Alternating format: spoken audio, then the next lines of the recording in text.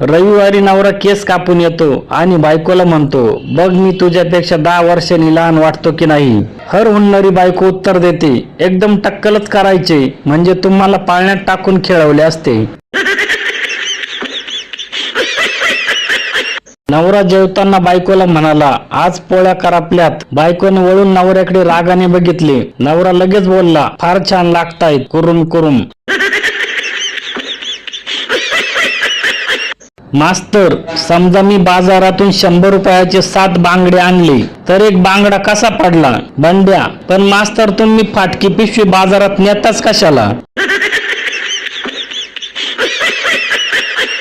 मुंबईकर, तुम्ही उकडत असल्यास काय करता?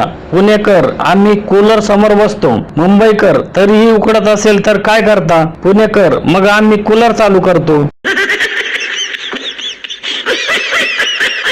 मतदान करताना मुलींसाठी खास सूचना. बोटाला लावायची शाई निळ्या रंगाचीच असते, त्यात अजून कलर दाखवा असं विचारू नये.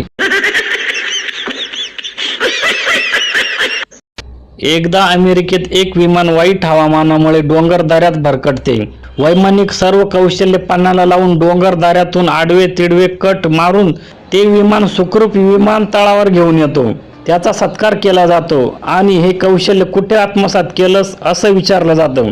तेव्हा तो लाजून म्हणतो, आधी पुण्यात बाईक चालवायचो. IITचे विद्यार्थी, सर आज आम्ही अशी एक वस्तू बनवली आहे की ज्यामुळे तुम्ही भिंतीच्या आरपार बघू शकता. सर, गुड जॉब मुलांनो, काय बनवलं आहे तुम्ही? विद्यार्थी, भिंतीला होल पाडलाय. दुकानदार, मैडम क्यों परेशान हो? लड़की, मेरे मोबाइल में नेटवर्क नहीं आ रहा है, देखना. दुकानदार, मैडम यह तो खराब मौसम की वजह से है. लड़की, यह लो 500, नया मौसम डाल दो.